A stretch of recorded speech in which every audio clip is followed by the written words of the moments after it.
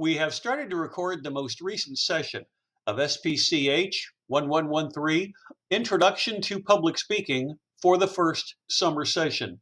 This is informative speech topic selection. It is Tuesday, June 10th, 2025. I have three recent examples, all that are posted on my YouTube channel, of informative speeches that I'm going to be playing and interspersing with all different types of topics that are posted on my website. Before we get to that, however, let's go to my YouTube channel and to the specific playlist that I've discussed previously that includes the basic public speaking course. From this location, you can see I have added two speeches so far. On the bottom is Maddie's speech on how to make buttons from last week. And then on top, these are in alphabetical order. That is Fundamentals of Form Shooting from Serenity. Those are also available as links on Blackboard.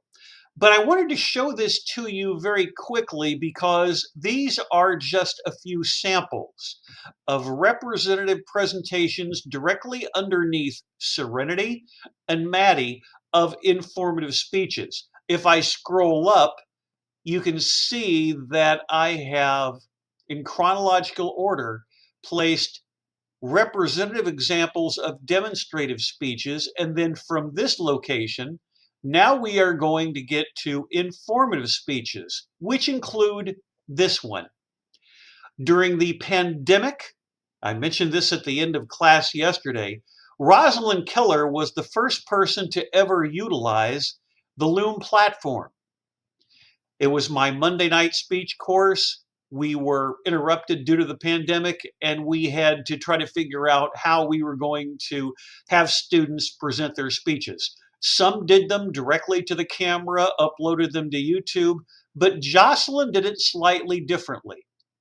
And I always like to give credit where credit is due.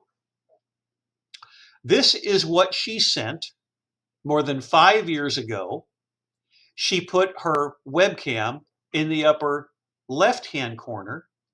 You can also see that the nice part about artificial intelligence is with many presentations that are uploaded to my YouTube channel, it will actually break down automatically different parts of presentations. Doesn't happen with all of them, but it will with some. So let's start here. An example of an informative speech from 5 years ago, Jocelyn Keller on homeschooling in the United States, keeping in mind that if you hear a little bit of feedback in a video clip that's shown, she did not have her headphones plugged in, something that we learned through trial and error as time went on. Here is an example of an informative speech. My name is Jocelyn Keller, and today I'm presenting Homeschooling in the United States. In 2016, there were an estimated 1.7 million homeschoolers in the U.S. That is double the amount present in 2000, which points to the ever-increasing trend of alternative education. Homeschooling is essentially described as parent, guardian, or tutor-led education of a student from within their own home. In 2016, most homeschoolers consisted of white or Latino students.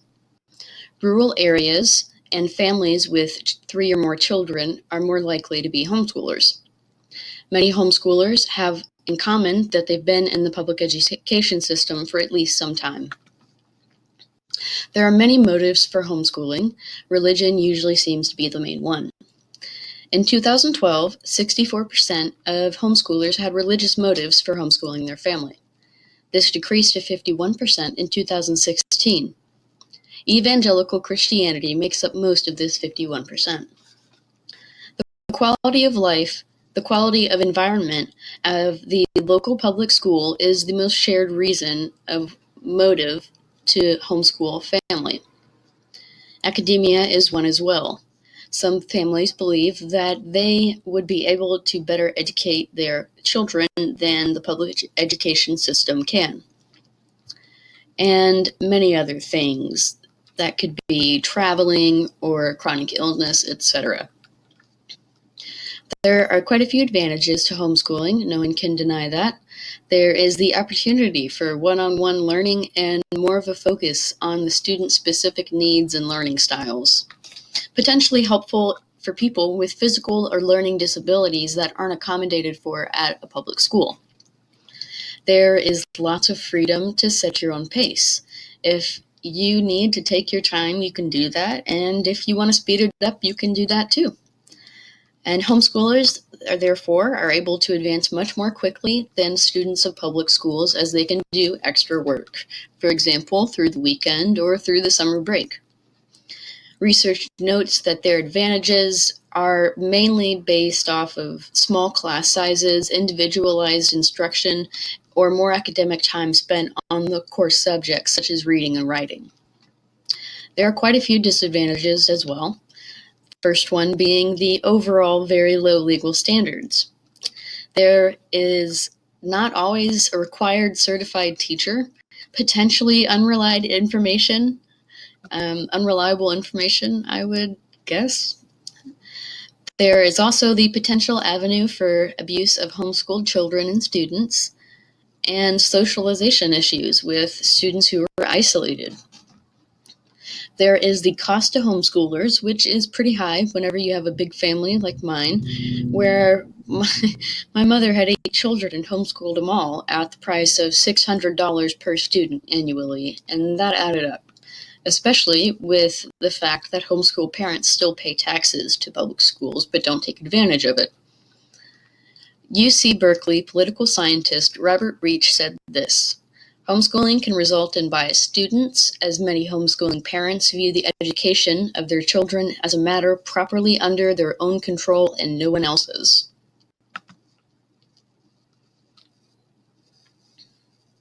Family values to their children also. But a debate is raging across the nation over whether the government has the right to regulate homeschooling. Some states require homeschool students to pass early exams, while 11 states do not even require families to register with any agency in order to homeschool their child. Virginia is considered a state with moderate regulation. Katrina Hecht, who homeschools her 10-year-old twins, says it's her right as an American to homeschool. Being an American and enjoying the freedoms that we have here, I'm so grateful that I have the choice of how to educate and train my children, and one of those options is to be at home. But others, like homeschool alumni Sarah Jones, say a lack of regulation leaves homeschooling open to failure. In order to qualify for a teaching job in any other educational environment, you do have to go to college. You have to pass basic tests, and you're subject to oversight. And I don't think it makes any sense for homeschool parents to be subjected to less regulation. Critics also say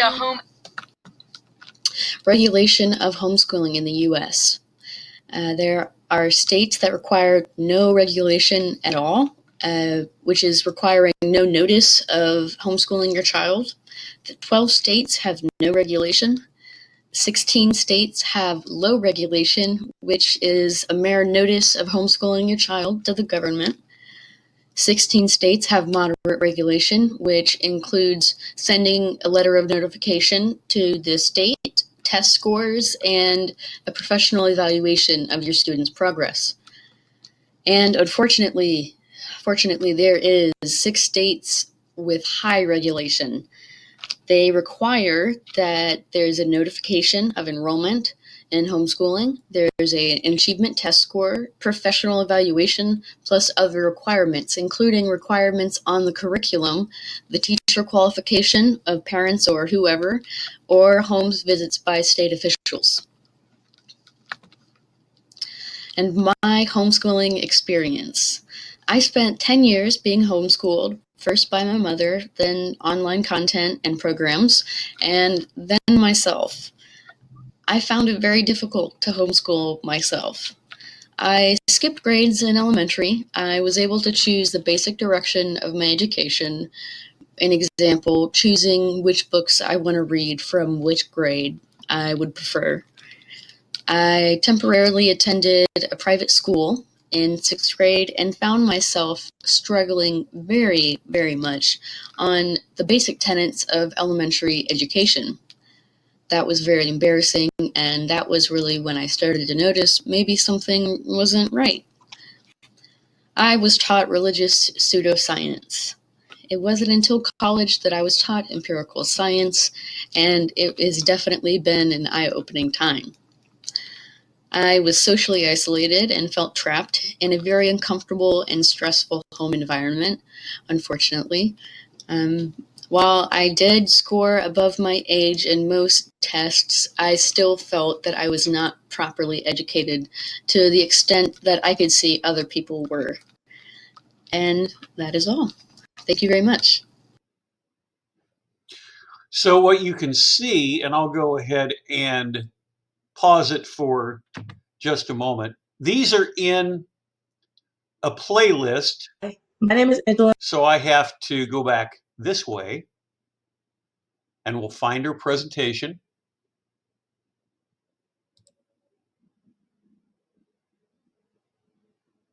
We were learning in the early times with this about saying 1001, 1002, 1003, those types of things. But let me go ahead and scroll down and find her speech. Actually, it should be right here. I'll go back to it. It will open in this window and pause. When you're doing anything on a platform such as Blackboard, things get slowed down quite significantly. I will make certain that it's muted. So from this location, let's go ahead, return to make it full screen. Think about the way that she has this set up with her topic. Pause it. Some of the vagaries of YouTube. Upper left-hand corner for her webcam, a homeschooling graphic on the right-hand side. And you can see on the left-hand side at the bottom that this was our night course translated 5 years ago from the pandemic. When you watch bits and pieces of this, examine her eye contact and complete sentence structure. Things that could be traveling or chronic illness, etc. There are quite a few advantages to homeschooling, no one can deny that. There is the opportunity for one-on-one learning and more of a focus on the student-specific needs and learning styles. Potentially helpful for people with physical or learning disabilities that aren't accommodated for at a public school. There is lots of freedom to set your own pace. If you need to take your time, you can do that, and if you want to speed it up, you can do that too. And homeschoolers, therefore, are able to advance much more quickly than. What you notice from her eye contact is obviously she has practiced a lot. She knows her subject backwards and forwards, which was that much more impressive in retrospect because we're doing this on the fly. We did not have any kind of tutorial on Loom. You'll see another presentation where she experiments with the size of her webcam, which is much bigger. And she takes her graphics and puts them offset to the right-hand side. Very good job of speaking in a complete sentence structure. Now, when I take off closed captioning and continue to play it in real time, the bullet points that she has in this particular case talking about some of the disadvantages of homeschooling work because later on, as I'll show you, she provides personal experiences after the video. So let's go beyond that. There are some of the regulations. And once we get beyond that, she'll talk about her personal experience. Let's pick this up with audio. I spent 10 years being homeschooled, first by my mother, then online content and programs, and then myself. I found it very difficult to homeschool myself.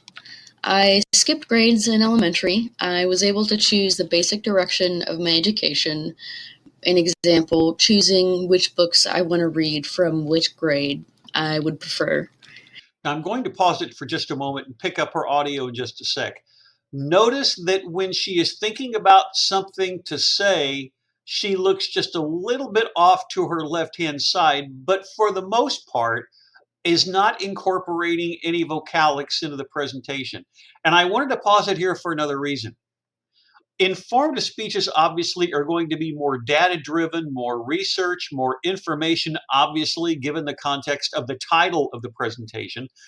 But if you want to put in some of your own experiences, depending upon what the subject matter is, that's appropriate because that gives you source credibility, or as I often say, gravitas as a speaker.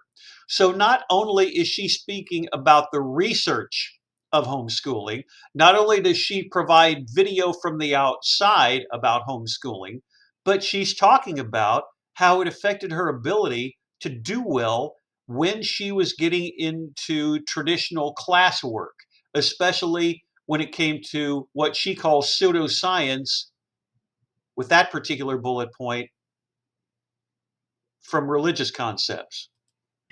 I temporarily attended a private school in sixth grade and found myself struggling very, very much on the basic tenets of elementary education. That was very embarrassing, and that was really when I started to notice maybe something wasn't right. I was taught religious pseudoscience. It wasn't until college that I was taught empirical science, and it has definitely been an eye-opening time. I was socially isolated and felt trapped in a very uncomfortable and stressful home environment. You can see that we're in the last 15 seconds of the speech, so I will pause it there. From this location, as we do with so many presentations, notice what I do whenever I scroll back, waiting for whatever the most recent graphic was preceding what she was just discussing, going from her own experiences to regulation or lack thereof. Remember, with the green meaning there is virtually no regulation at that time 5 years ago. There's a little bit of the video on homeschooling, more on the video, some of the disadvantages, the advantages, the motives for homeschooling. So remember, she wants to be relatively consistent when it comes to her design consistency. And that's the way it is all the way through here, with a larger font style for the headlines and then bullet points going in and out with more specificity depending upon whether she wants to talk a lot about academics, other, or in 2012, 64% of US homeschoolers had religious motives for homeschooling. What would that be in 2025? Some general information, which makes sense depending upon what the overall topic is. And there is her title slide. Very well done. We'll come back to me for just a moment because I wanted to reiterate on camera that when you are informing, you are serving as a teacher or lecturer, but you can also bring in your personal experiences, like with Jocelyn, depending upon what the subject matter is. I have hundreds and hundreds of presentations from the pandemic that are available not only on my YouTube channel, not only available on my website, but also in my Yahoo email archives at the Prof. James Reppert SAU address that I've showed you on a couple of previous course sessions. But now I have two additional presentations to show from recent years that are informative in scope. Let's first of all go to my website to remind you where you can do additional research.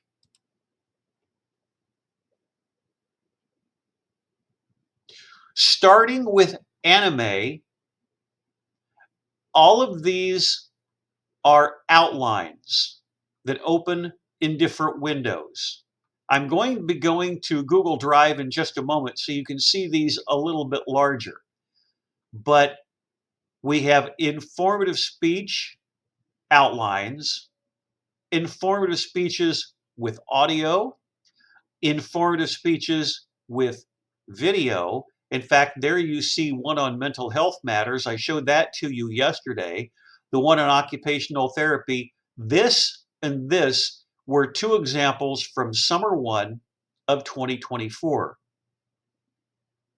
You also see the young lady here who is giving an informative presentation on sickle cell anemia. She did hers on Microsoft SharePoint and put her webcam in such a location, or her video camera in such a location, that you actually saw her on camera.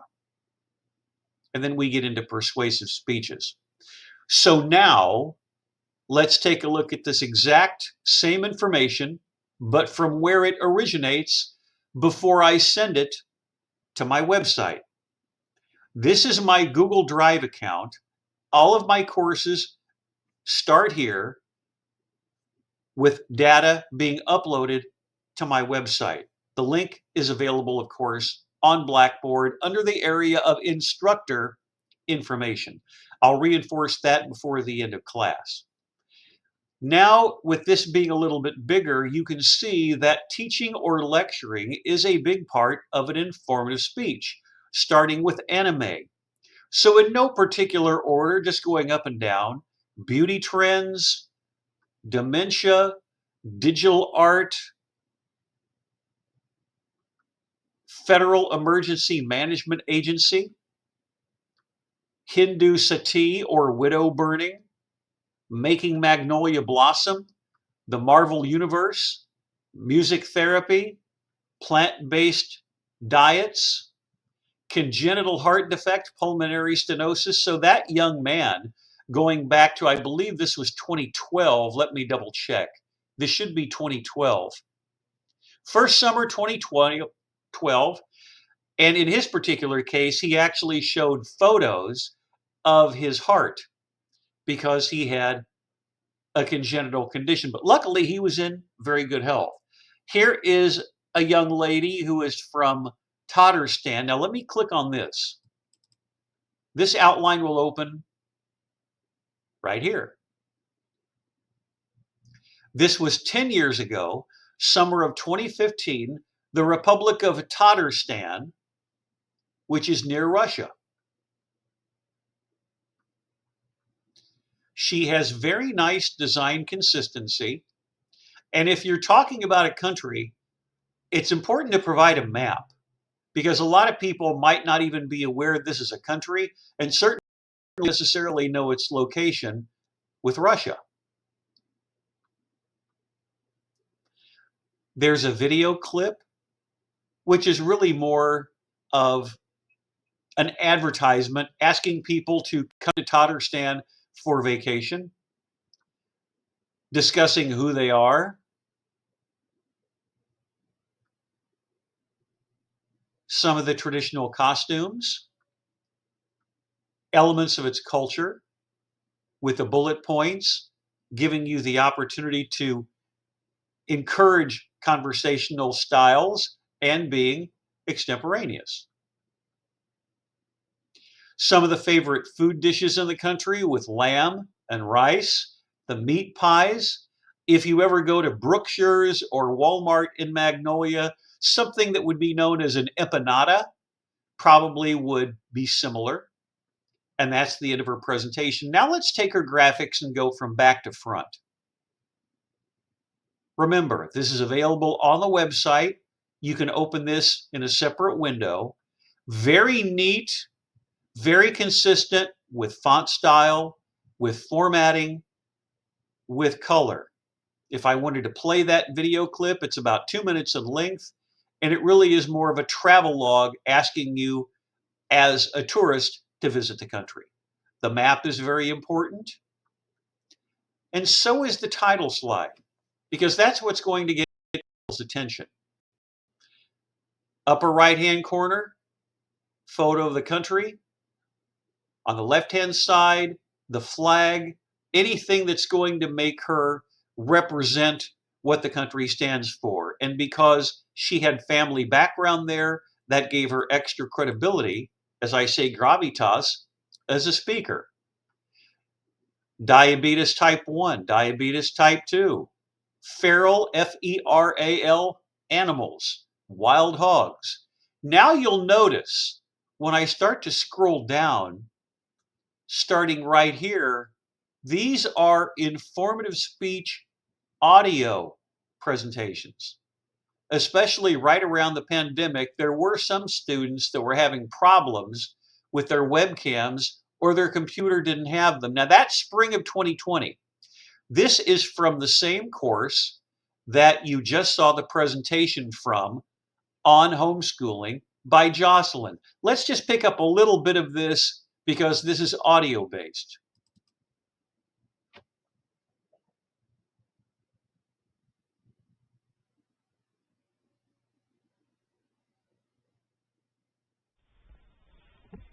Good afternoon, my name is Summer Basford, and today I'm giving an informative speech about the German Shepherd. We'll start off with the history of the German Shepherd. By its name, it was obviously bred in Germany in the late 19th century, about the 1890s or so, for the purpose of herding and guarding sheep and cow and other livestock. German Shepherds have been modified many different times to try to create the most desirable breed, but the common German Shepherd we know today was modified. I'm going to go ahead and mute the audio. One thing you'll notice is with early versions of audio that are available on Chromebooks or available on computers, it almost gives the appearance of a bad long distance phone call or someone who is calling from overseas because the audio has a different sound to it. But that's what it looks like when you're putting together a presentation that is audio based. And then we continue to scroll down and there's more with video presentations here. The bottom line is there are dozens of different examples that you can examine that are informative in scope. This one was the history of black hair. That's on my YouTube channel. That was done, I think, during the summer, and it's also one that I'm going to be showing you in a few minutes. And then we get into informative speeches. But let's scroll back up and look at one more outline, literally at random. This is from 10 years ago, first summer of 2015. This was an individual who was going to the Arkansas School of Sciences, I believe, and it was just before her senior year of high school. So I have had high school students on occasion who were taking classes from me. Most of the time you're coming right out of high school teaching during the summer. Introduction to digital art, informing us on 2D digital art, nice, concise structure with bullet points. One example of digital art, another example of digital art, which meant that she had the opportunity to talk about these with as much depth as she thought appropriate. And a third example, as you can see, she has a baker's dozen or 13 slides. And the way she has this set up is during her presentation, which was face-to-face in Overstreet Hall, room 302, the mass media classroom, the student had the opportunity to talk about all of these and the creative nature 10 years ago when it came to digital art or art tools, and a link to a tablet that you could use 10 years ago and some of the software. She does not write in a complete sentence structure, which certainly is going to enhance her ability to be spontaneous, but most importantly, extemporaneous. Some of the paint tools so you can examine it, you can visualize it, how you can create a brush. As you can tell, she had a lot of personal experience with this, but it's a very attractive example of using your own personal experience, like what we saw with Jocelyn and homeschooling, to your advantage. Now, as we would with Tartarstan, scroll up examine the design consistency, examine the sequencing and the logic of putting together slides in such a manner that is going to not only be informative, but obviously going to be interesting as well. So this is very impressive. As you can imagine, with 10 years having passed, digital art would be much more sophisticated than it would be at this time, including probably how artificial intelligence can help you. So let's go back up to the beginning of the informative speeches alphabetically, looking for anime. As I told you yesterday, group discussions are something that we used to do, but no longer are doing that in class. We stopped that, I believe, about 8 years ago. That brings us to our second informative speech of the day. The person you are going to see here was a mass communication major, Finley Blair, who is also on the tennis team. She received her master's degree in public administration from Texas A&M University, and today, even though it's a short 5 years later, she is in the state of Florida working on a doctorate. As what you saw with our first presenter, it's broken down into AI. It happens with some but not all speeches. This is about 10 minutes. It's very interesting and informative, but it doesn't drag. This is Finley Blair with her informative speech, Fall Intercession, December of 2020 during the pandemic, and she is discussing the topic emotional. Hello everybody, my name is Finley Blair and today I will be talking to you about emotional intelligence. So first, what is emotional intelligence? Emotional intelligence refers to the term defined as the ability to understand, use, and manage your own emotions in positive ways to relieve stress, communicate effectively, empathize with others, overcome challenges, and diffuse conflict. In other words, emotional intelligence is basically how well I handle my emotions in my daily life. What does that mean? So emotional intelligence is defined by 4 specific characteristics. These characteristics are self-management, self-awareness, social awareness, and relationship management. So I'm going to go through all 4 of these and kind of explain what those specifically are. Self-management refers to the ability to control one's emotions and how they affect oneself. Refusing to act impulsively on emotions and instead stay thoughtful, managing one's feelings and behaviors in healthy ways, and the willingness to be able to adapt. So basically what this means is being in control of your emotions, being able to control how you react to specific things, and being thoughtful and making sure we're not reacting impulsively. Self-awareness refers to the ability to properly assess oneself in relation to how they are perceived from the outside, but also being able to yourself internally, evaluating strengths, weaknesses, and ways to better oneself. So what this means is being aware of how we do react to our emotions, usually how we come off to other people, and making sure that we are doing our best to be in connection with our emotions, if that makes sense. And when we connect with them, we are able to act thoughtfully on our emotions as well. Social awareness refers to being able to properly assess certain situations outside of ourselves and demonstrating empathy and working well with others, while relationship management refers to the ability to develop and maintain good, healthy relationships based on our emotions and making sure our emotions don't hinder us from doing that. Our next question is who? So who coined this phrase, emotional intelligence? Emotional intelligence was originally coined by Peter Salovey and John Mayer, who were 2 researchers that kind of discovered it, came up with it, and ended up writing about it in a journal called Imagination, Cognition, and Personality in 1990. But this phrase was popularized by Dan Goleman, who wrote about it in his famous novel called Emotional Intelligence. Our next question is where? Where can emotional intelligence be displayed? And emotional intelligence is displayed in all aspects of life, including school and the workplace, relationships, and social situations. So my experience and when I've had to kind of display emotional intelligence is at my job. I work at a gym as a customer service representative, and in doing that, my job is basically to help any customer that comes in, any member. I'm supposed to be able to answer questions, help them with their problems, billing, solve any issues that they may have in a way that encourages them to want to keep coming back and makes them feel cared about.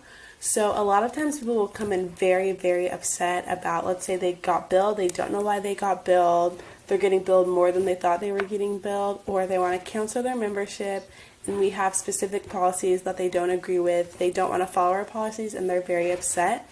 So sometimes it can be easy to take someone else's anger and take it personal and kind of want to react on that. But I just have to make sure that I stay very calm, understand that it's not personal, it's them, it's more about them than it is about me. And once I'm able to understand that, I'm able to kind of check myself and make sure that I don't react impulsively and make sure that I just focus on solving the problem and staying very thoughtful and the whole time just being very focused and understanding the goal at hand. Ever wished for work pants as tough as your spirit? Meet Flex Camo. 100% waterproof, stain resistant. I'm going to pause it for just a moment. Very rarely do we have classes interrupted by a commercial, but this particular presentation from Finley has had quite a few hits on my YouTube channel. And as many of you know, if you don't subscribe to YouTube, and I don't, and I never will, because I'm not going to pay them for the privilege of doing this, that you do have to sit through a commercial. So let's go ahead and skip it and continue with Finley.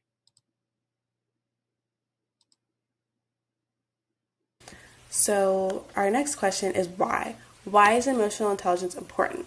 So emotional intelligence is important and essential for navigating in the world for a variety of reasons. But firstly, emotional intelligence affects people and their physical and mental health and their workplace and even their relationships. So it's important to develop proper emotional intelligence in order to have a higher quality of life.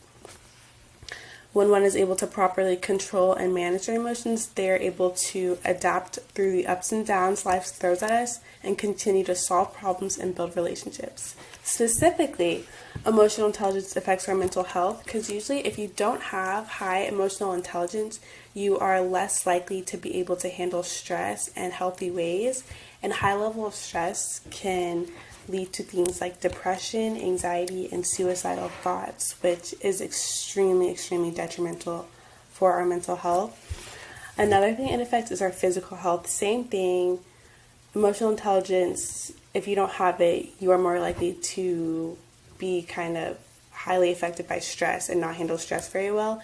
And the inability to be able to handle stress leads to heart disease, immune and metabolic dysfunction, and can lead to a hormonal imbalance, which is very bad for our body. Our next question is how? How do we develop emotional intelligence and how do we measure our emotional intelligence? So I'm going to go through all 4 characteristics of emotional intelligence and kind of talk about how we can develop emotional intelligence in those aspects. So first, self-management. Learning to control impulse decisions and letting one's emotions have a large impact on our decision making. In addition, learn to process emotions in a healthy, non-damaging way. So basically, what we want to do is we want to learn to manage our emotions. We want to be in control of our emotions because our emotions are our emotions. We don't want our emotions to control us. We want to be in control of our emotions. And I know sometimes it can seem like you are out of control of your emotions, like you don't know what to do, you don't know how to handle, but what you can control is how you react on those emotions. So while you may not be able to control your emotions specifically, you can control your reaction, and making sure we keep that in mind and kind of focus on what we can change, what we can control is an extremely big factor in developing emotional intelligence. Our next thing is self-awareness. So self-awareness means learning to be able to manage stressful situations and being able to connect with our emotions and recognize how we usually respond and how we should respond. So when we are able to connect with our emotions and know that they are not outside of us, they are a part of us, we are able to better respond to situations in a more thoughtful manner, and we kind of are able to know ourselves better, which is extremely important in our quality of life and kind of building relationships with other people and knowing who we want to be around, who we don't, where we want to go, and things like that. So that's very important.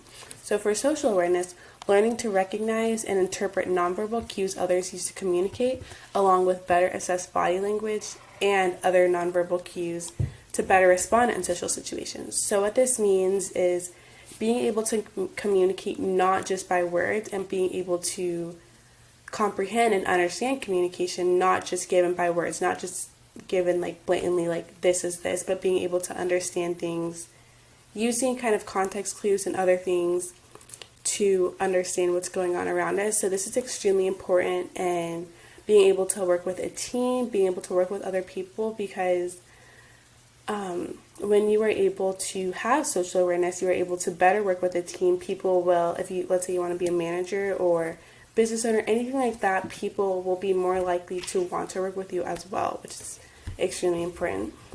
And then relationship management is learning to use nonverbal communication and better navigate confrontation and see confrontation as an opportunity to grow, learn, and grow closer to others, and adopting healthy ways to relieve stress. So what this means is kind of sometimes in confrontation we think we are right, we know we are right, and so we want to prove that to the other person. So we get into this argument about kind of like wanting to prove ourselves, but instead we should look at confrontation as a way to better understand another person's point of view. And instead of taking things personally and basically not wanting to understand another person's point of view because we feel like we are right, we should go more into confrontation as wanting to better understand and wanting to grow our relationship with that specific person.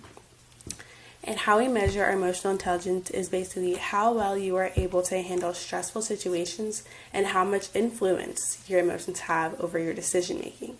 So if your emotions have great impact, great influence on your decision making and how you navigate around the world, then you probably are not very emotionally intelligent. But if you are able to kind of be thoughtful and intentional with how you are responding to your emotions, then you are probably emotionally intelligent. But the thing to know is everyone has room to grow. Everyone has room to kind of be more emotionally intelligent. And so we just need to make sure that we are focusing on that, focusing on ways to better ourselves all the time. And that concludes my speech about emotional intelligence. What you notice about her presentation, of course, she's smiling there at the end. It's almost 10 minutes in length, as you can see on the bottom, but it doesn't drag. She's done so much extensive research that it is a breezy pace. We're learning a lot. She has an excellent storytelling structure with her slides. And most importantly, when I mute the audio, put on closed captioning, and literally find any place in her presentation. Notice how concentrated her eye contact is, how much she obviously is practiced, because there really aren't any major breaks in thought throughout. Watch. She speaks with her hands a little bit, which is not a problem. People are natural in that manner. A complete sentence structure is obvious because on this slide, she has one word for the headline, why, and then under the subheadline of why is it important to have emotional intelligence, and then she discusses it. So in her case, with a background in behavioral sciences and psychology, that would make perfect sense. As I told you whenever I was beginning to play this, Finley graduated a bit early, and she was a member of the SAU tennis team, and she graduated with a mass communication degree with an emphasis in mass media. So she was one of my students and also graduated from the SAU Honors College. The level of sophistication that she has here translates very well into her graduate studies, first at Texas A&M and now in the state of Florida, working on a doctorate. So let's take the closed captioning off. Let's pause it, go to roughly the end of her speech and just start looking at the way in which she is utilizing her slides, transitioning to the why,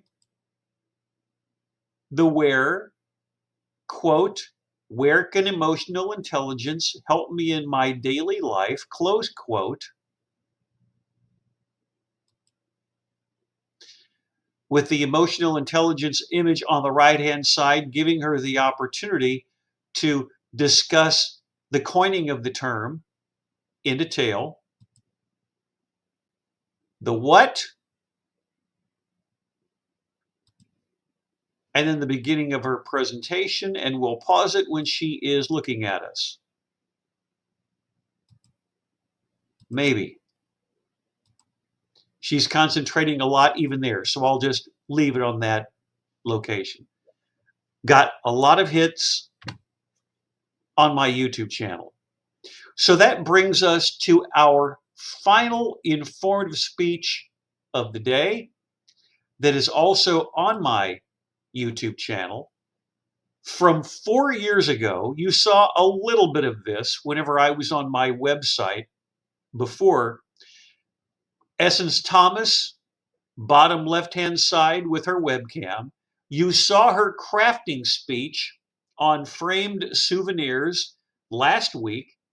Now you can see how she continues to improve with her informative speech topic on the history of black hair. Here's Essence. Good afternoon, everyone. My name is Essence Thomas, and today I will be doing my informative speech on the history of black hair. Here we go. Today I will be talking and discussing about natural hair, braids, a shift in history, and the products. The first one is our natural hair. Did you know that natural hair can shrink by 75%? For example, your hair can go from a big afro to shrinking by 75% as the picture shows. Our natural hair is not just a look, it is a movement. It was for a while where black girls will be criticized for the way their hair looks because it doesn't look like everyone else, and society wasn't used to seeing these big curls and kinks, and it wasn't what the norm. So black girls, they have decided to express themselves through their hair because it reflects on our history, it's how we were brought up, it's in our roots. And the difference between black hair and any other hair is black hair grows 0.9 centimeters a month, where, for example, Caucasian hair grows 1.2 centimeters a month, and black hair grows parallel to the scalp. As you can see in the corner, it shows the difference between an Asian hair strand, a Caucasian hair strand, and a black girl's African hair strand. The next one is braids and locks. Where did braids come from? Braids have been here since 3500 BCE, and braids can be a representation of your clan and religion or age. This is how it was before our time. And a fun fact is that during slavery, braids were used for their own benefits. For example, slaves would use braids to hide rice or seeds or any other food, so when they planned to escape, they wouldn't be without food. And also, as you can see in the bottom left corner, braids can be used as a message system to escape. And as you can see, the different directions of the braids could represent a map route. Here's a video, a small clip of an example of how they put the rice in between the hair first, and then they would slowly braid on top of it to hide it so they wouldn't be without food if they did have to leave. Here's an example.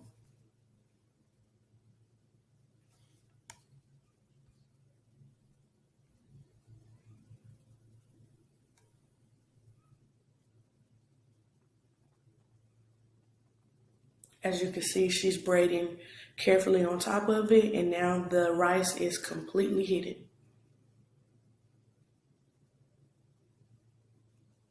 This method was used often during slavery.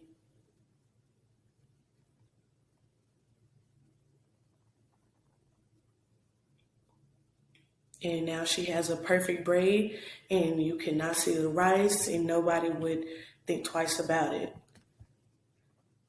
Next, we're going to talk about how black hair took a shift in history.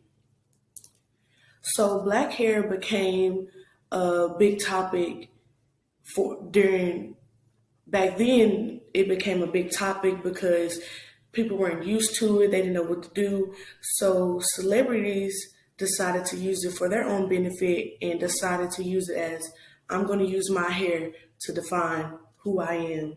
So now famous celebrities such as Janet Jackson, Cicely Tyson, and Beyonce, they have all decided to express their roots and use the weaving techniques and showcase this is what black hair is, and they are not ashamed of it. It became an expression of self-appreciation and self-love. And here's an increase of racism in the last years.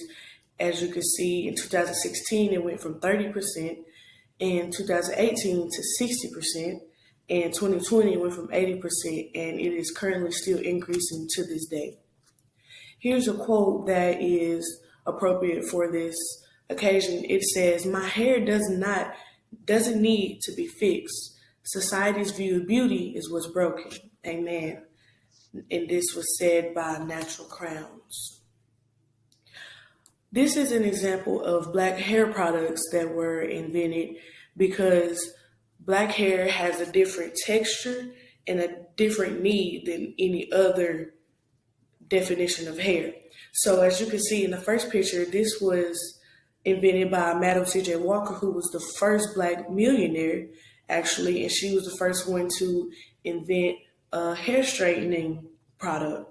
Second is Cantu. It is very popular today. And third is pink oil, which is still popular today. And the fourth one is olive oil, which pink oil and olive oil kind of have the same purpose.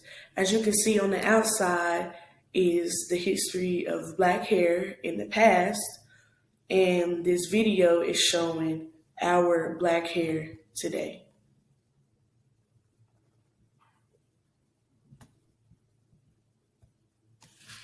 Not just move was on top of that. I wanna see when you see. Look at your crown, natural light for the Jericho. One time soft and sheen. Where black girl magic is sometimes blue. My broke a hairband or two. Raise my voice, she gonna say that I'm angry. Kiss my teeth, and now you say that I'm push. Kid at 16, you say it's my.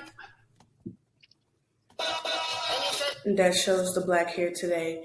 And I want to thank you all for watching my presentation.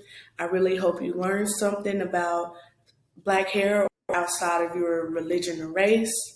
And thank you for watching. I'll play just a little bit works longer, cited. maybe pause. What you notice from Essence, and I think the same thing happened again where it's going to recycle, I have to always be careful. I just have to wait. It will recycle back. Remember, this is in a playlist on YouTube, so I'm pretty much at the mercy of the algorithms here. Essence Thomas, and now I'll pause it after the graphic comes on screen. There we go. We'll go ahead and just mute it and play it in real time with the closed captioning up. What I like about Essence is when you pay attention to her on the webcam, she has an ease on camera. Many of you, because you grew up in an era of social media and FaceTime and TikTok, YouTube, Snapchat, you do this so often that you're going to have your own natural personality come through. And as I told you during the first week of class, Let's go ahead and weaponize that personality and clean things up just a little bit so your natural persona comes through, but you're not necessarily having issues with grammar or syntax or vocalics or drop G's. And she pretty much has that set. Her presentation was right around 7 minutes. What you just saw from Finley was right around 10. The first presenter that you saw on homeschooling was right around 6, 7, 8 minutes with Jocelyn. With these three topics in reverse order, the history of black hair, in this case with Essence on camera, preceded by what you saw from Finley Blair with emotional intelligence, preceded by Jocelyn Keller with homeschooling in the United States. Three outstanding examples among many hundreds that I've had through the years, and what you saw on my website on how you're informing an audience. And as we just continue to play hers in real time, notice that her storytelling approach and design consistency allow her to not only inform the class, make the topic interesting, but also with the headline, with the bullet points, with the image on the left, with the image on the right, it allows her the ability in real time to talk about any or as much of this as possible without running short of information. So let's go to the end where she does incorporate a video clip like she did with the young lady who had rice in her hair, some of the black hair products from here and around the world, black hair today. So the individual that you see on top is, of course, the great actress Cicely Tyson. That, I believe, is Janet Jackson. And of course, Beyonce is mentioned as well. Let's go to the beginning of this video and show you, with the audio up, how she incorporates this into her presentation. Here's a video, a small clip of an example of how they put the rice in between the hair first, and then they would slowly braid on top of it to hide it so they wouldn't be without food if they did have to leave. Here's an example. This particular video really helps people who are unaware of particular hairstyles, what goes into play from this particular approach. The closed captioning, by the way, is from the original video. That's not on what I'm doing today. But letting us see the process, or allowing us to see this particular procedure, is very helpful in visualizing the topic. Where did braids come from? Natural hair. Look at her eye contact. Direct most of the way. Let's do this one more time. Just play it. Look at her eyes when she is talking. Occasionally, notice when her eyes move in one direction or another. We talked about this with a previous speaker. When you look off in one direction or another, you're just trying to think about what you want to say, but hopefully in such a fast amount of time, you're not going to have any vocalized pauses, any vocalics, ers, ahs, ums, uhs, and she really doesn't. So let's go ahead and pause that and revert to her title slide when it pops up on the screen. Very well done, very attractive. Nothing really calls attention to itself. Occasionally there may be a misspelling, but I'm still giving you a little bit of leeway on that right now. So before we go any further and wrap things up for the day, let me remind you one more time of my playlist that's available on YouTube. Right there, you have in chronological order all of these presentations. That's why you see the demonstrative speeches on top. Then when you get to homeschooling and you just scroll down, just some of many, many presentations that have been given since the pandemic. And of course, for years before that, I would videotape speeches, which obviously I do not do anymore. Let's go to Blackboard. I'm waiting for it to recycle. Whenever I have so many tabs up, I just have to wait a moment. And it is eventually coming on the screen so I can share it with you when I'm in the student preview mode, that is, which I'm going to right now. I'm getting a rotating circle, so I have to wait until I see it the way you do, and here it is. Let's go to the announcements area first. I talked about this yesterday. Quote, a reminder that informative speeches will be submitted for evaluation no later than 2 p.m. on Wednesday, day 1, or Thursday, day 2 this week. And in all of your cases, go to Content, the course orientation, and with the instructor information, that's where you can click on the SAU Mass Communication website, which I showed you before. In the syllabus area, go to either the course itinerary or to the course speech schedule.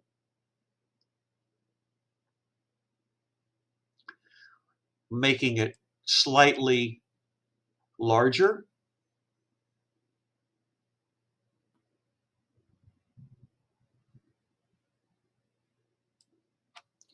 Either to my SAU MAG email address or to my alternate Yahoo address. Both are listed on the syllabus. So the speech videos or links to videos obviously come to me no later than 2 p.m. on Wednesday. A brief look at our course itinerary for the rest of the week.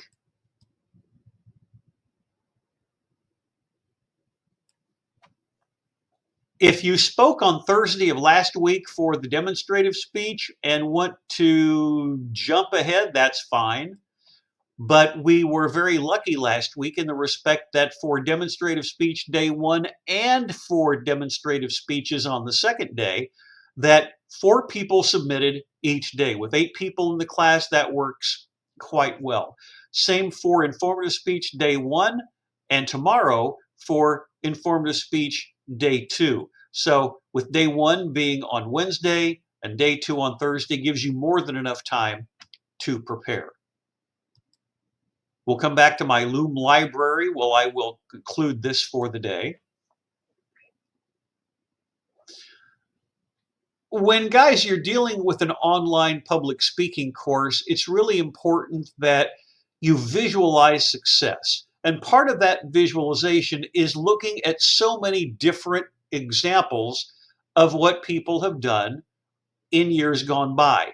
You can go to that playlist that I showed you on 2 different occasions on YouTube. If you scroll all the way down and you find either session 8 or 9 or 10 or 11 from 2022, 2023, 2024, those instructor course videos include on a Wednesday or a Thursday, which would be session 10 or session 11 from the past few years, you can see in real time my commentary on many graded informative speeches that were not shown today.